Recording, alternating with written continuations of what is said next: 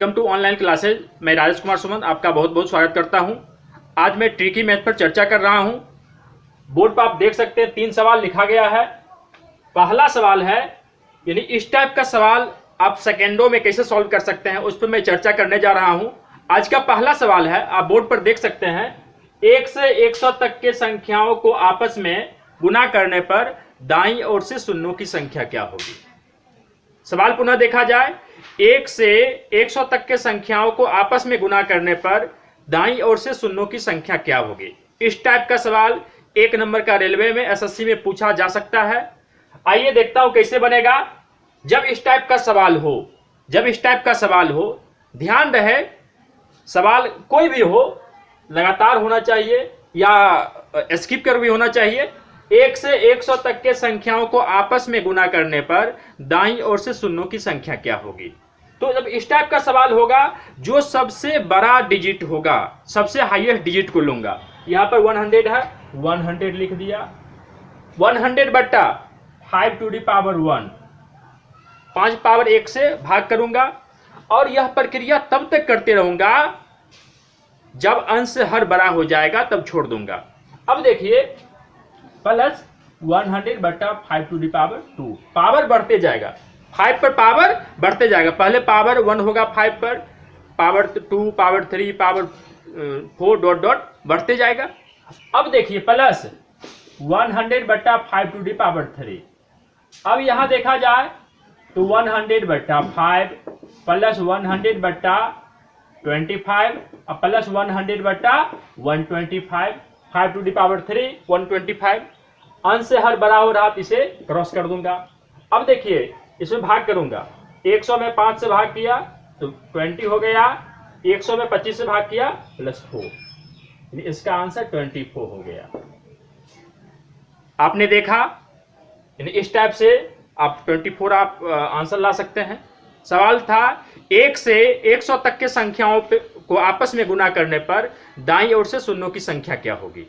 तो इस टाइप से आप सॉल्व कर सकते हैं। यानी कि पहले अंतिम संख्या लिख देना है, अंतिम संख्या बट्टा 5 पावर 1 जोड़ अंतिम संख्या बट्टा 5 पावर 2 जोड़ अंतिम संख्या बट्टा 5 पावर 3, इस तरह से आगे बढ़ता चला जाएगा।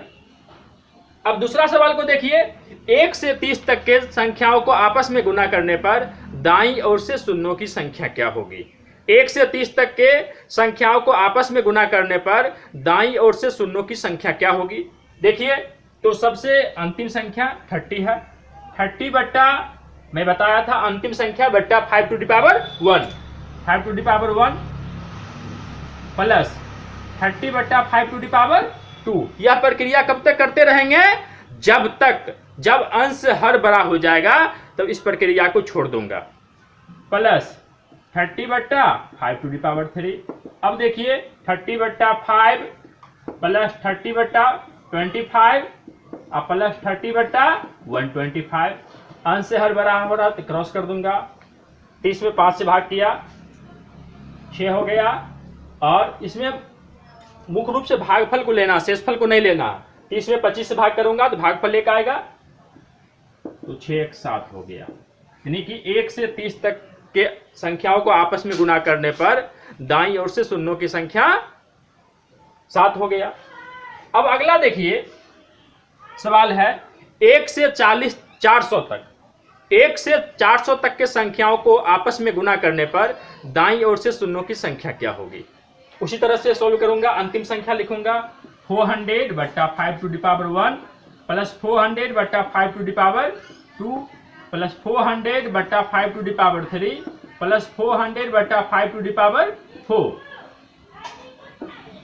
400 बट्टा 5 प्लस 400 बट्टा 25 प्लस 400 बट्टा 125 प्लस 400 बट्टा 625।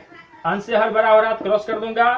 भाग देने पर 80 प्लस 16 और प्लस 3,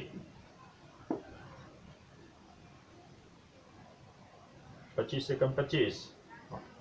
तो इस तरह से 99 इसका आंसर हो गया।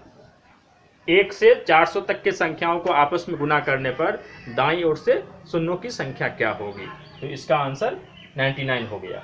इस तरह से आप सेकेंडों में सॉल्व कर सकते हैं। पुनः अगले सेगमेंट में इस पर विस्तार चर्चा होगी। धन्यवाद।